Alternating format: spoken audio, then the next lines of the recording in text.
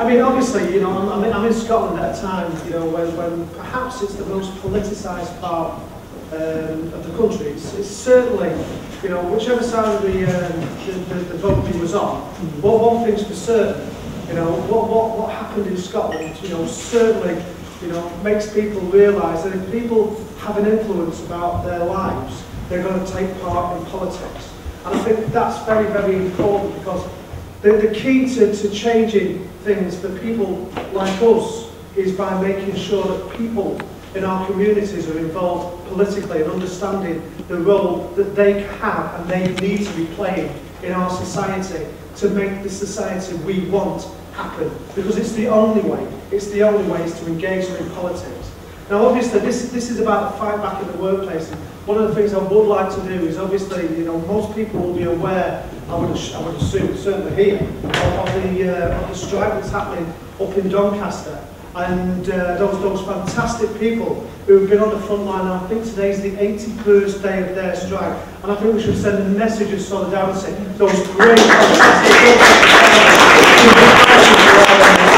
And they really are on the front line. Despite what all the political people are telling you about the NHS being safe, I mean, whichever political party is in power, unless we start putting the National Health Service back, not just repealing legislation, but actually making it a National Health Service for everybody. And, you know, the sooner Ed Miliband, who's the MP for Doncaster, meets those people and agrees to support, if he really wants to stand and fight for the NHS, fight and support those people in Doncaster. That's what you should be doing if you want to lead the working class. Stand with the people in your constituency who are out on strike. And obviously, we were looking where we were when we was organising Wigan with an MP, with a lady called Lisa Namby, who was a fantastic MP who did come down and stand on the picket line. So it's no excuse just because he says he's the, you know, the leader of the Labour Party or plays a role in the shadow cabinet to say that he can't get involved. She's in the shadow cabinet and she stood on picket lines with workers, and that's what all Labour MPs, if they want to get respect, you have to earn it to stand on picket lines with working class people, whether they're right or wrong. You should stand there by the side of them and support them. And when we talk about the strike in Wigan, because that was such a significant strike, it was such an important strike for people around the country who are being told there is no alternative. I mean, I'm sure people will be aware of the background to that strike, but I'll just give a quick overview just so you understand. The reason behind that strike was because allegedly the company had lost a significant amount of business. They decided to let that business go to another company. And that company decided that the only way to resolve the situation was not to fight for more business and to improve its profits, but to attack terms and conditions of employees, to cut and shut factories. That was the approach that it decided to take. And when it went to Wigan, it actually said that the only option we've got here is to make people redundant. Now, the people of Wigan are a community, they're a strong bonded community as well. They decided that that wasn't what they wanted to see in their workforce, so they decided what they would do is offer the company reduced terms and conditions by cutting their hours, which reduced their pay to save their mates' jobs, people that they worked alongside. And the company took that deal, they took that deal, and then they said, thank you very much. After all our members agreed and did it, and came back and then announced they were then going to make further redundancies. Because unfortunately, it wasn't going to save the site because of the loss of business and the redundancies from the black hole. Moving forward a little bit, the reality was that when the people left on the Friday, within 48 hours on the Sunday, there was 24 zero-hour contract workers brought in, and the agency arrived in the building as well. So it wasn't really about the company not being able to employ people because it didn't have the business. It was about improving the profit margin by sacking workers and bringing in cheaper ones. And that's what the whole issue of homeless was about. I would imagine that's the whole issue that you see every day happening in your workplaces, because it's everywhere, it's rife.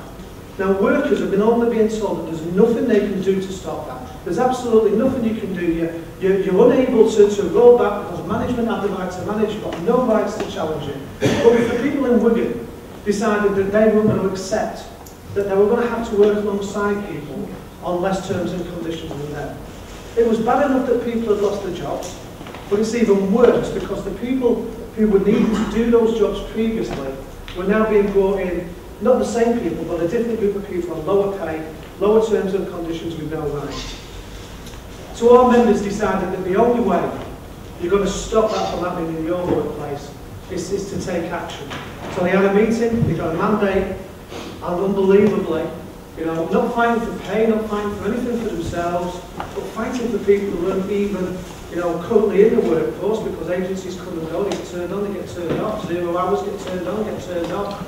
They decided that they were going to take the ultimate action and go on strike. And they decided that the best way to make sure that their community was protected was the actions that they took. So that's what they did. So they took those actions, they went on strike. 180 full-time people was what was employed there, and 24 zero-hour contract workers. The company said to them, the company said, if you go on strike, all the things, if you ever try and take industrial action yourselves, all the things that will be said to you, if you go on strike, we'll shut the factory. And our members' response to that, well, you know what, you've got to shut the factory, you've probably got plans for doing it anyway. And the reality is, if we allow you to bring in these people on less terms and conditions, do we want to really work at a site where it's minimum wage, no pension, no breaks, no health and safety? Well, the answer to that question is no, we don't. So we're going to go out and strike. And the company says, well, we'll take all your business away, and a lot more of you will go down the road. And they said, you know what? That's what you're going to do.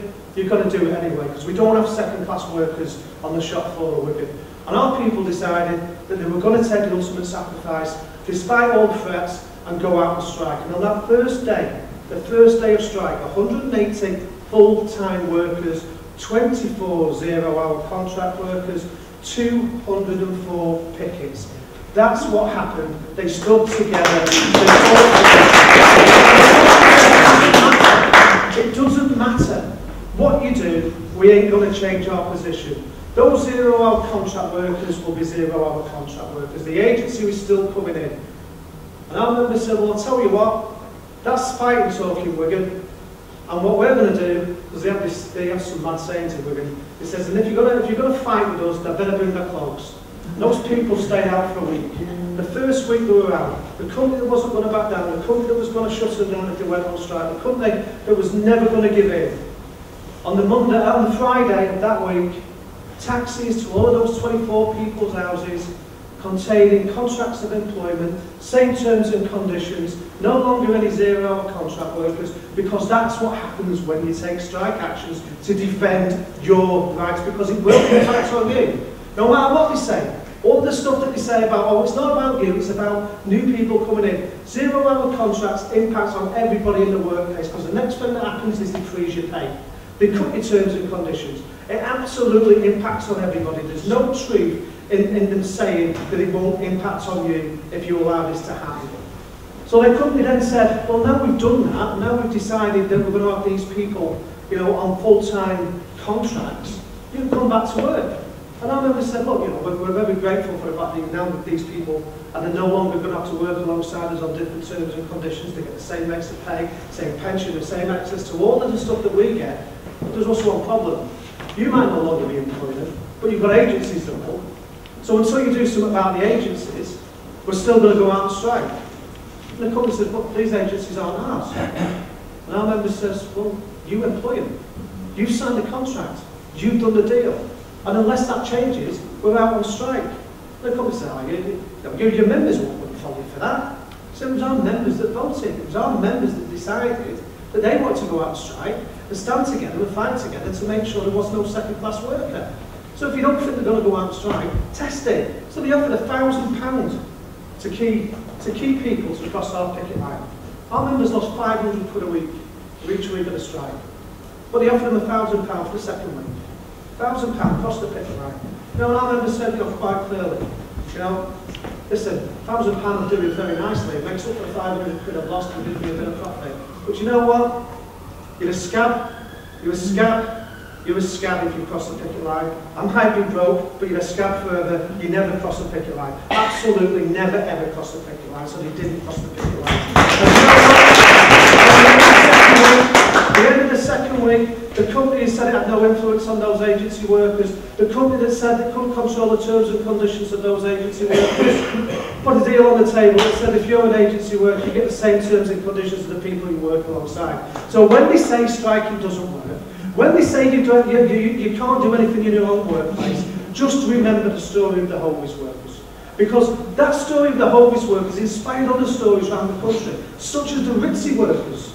The Ritzy workers went out on strike, can't get a pay increase, 26% pay increase for going out on strike. Striking doesn't work. Striking works. Striking works when we come together and we stand up and fight back. It absolutely does work.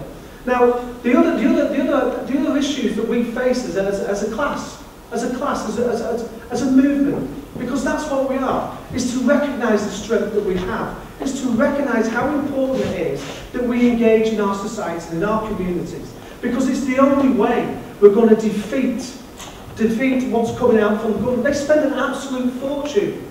And you know, when you hear people, I was disappointed to hear Tommy Sheridan suggesting the SNP, but I'll tell you why. Because it was the SNP that led to Thatcherism. It was the SNP that brought Callaghan down. So let's not make no mistakes that the SNP, and I've ever been the Friends of Working People, they introduced us to Thatcherism. Also, they voted for every anti-union legislation that was passed by the Thatcher government and every bit of legislation that's been passed since. So the SNP are no friend of the working class. And I can't understand why anybody who wants to represent working class people would see them as an alternative. In the same way, I can't believe working class people think UKIP will ever represent them. They're a bunch of fascists. They're not even in the closet anymore, are they? They're fascist and racist. That's what UKIP is. And you know, that's why people like the EDL and the BNP are all at home with them. And what we have to recognise is, as a movement, we have to defeat that. Not by just going out and calling them names, but telling people what we believe in, telling people what we can do, telling people how we can change their lives. And I think that's the key, because that's what we need to do. These meetings are great. These meetings, we're talking to the converted, we're talking to ourselves. We need to be out on the streets. That's where we'll make a difference. We need to take these issues onto the streets. We need to make people aware. People who walk by on a daily basis that don't know that if they went to a McDonald's and they see 20 workers, 19 of those workers will be on a 0 hours contract. There'll be 1 out of 20 on a contract of employment which probably offers less than 10 hours a week. And that will probably be a manager. A manager on less than 10 hours a week. Why? Because they're not, when they go on the sick or if they go on holidays, it means that they only have to pay them 10 hours. We all know what short-term contracts mean. We all know what 0 hour contracts mean. But not a lot of people realise when they go in and spend their money or take their families for a day out that the people who are serving them are suffering. And that's what they're doing, they're suffering. And that's why we need to explain it to them. And that's why it's important that the fast food campaign doesn't just become just about organising fast food workers, but it comes about putting a message in our communities. It's about explaining to people that we can change things. We have an opportunity, if we stand together and fight together, to change our society and make our politicians listen, because they will be forced to listen. And I was really pleased when the TUC backed the Bakers Union campaign on the £10 an hour, because that's how you change society. You know, let's make sure we understand what we want. What do we want? I mean, why is it okay for young people, because they're 16 or 17 doing the same job, to be paid less? We wouldn't accept it for any other part of society. So why is it okay for young people? If you do the same job, pay them the same wage. Nobody should be on less. And let's make sure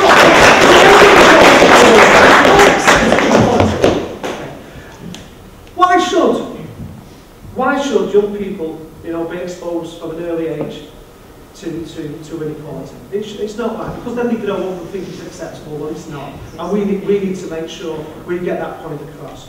We also need to make sure that we get the point across about 0 hour contracts. They're not acceptable. It's not the form of 0 hours contracts. It's the end of 0 hour contracts we want. That's what we want. We want contracts of employment for people so they know what their hours are and they know what the pay is. That's what people need to live on.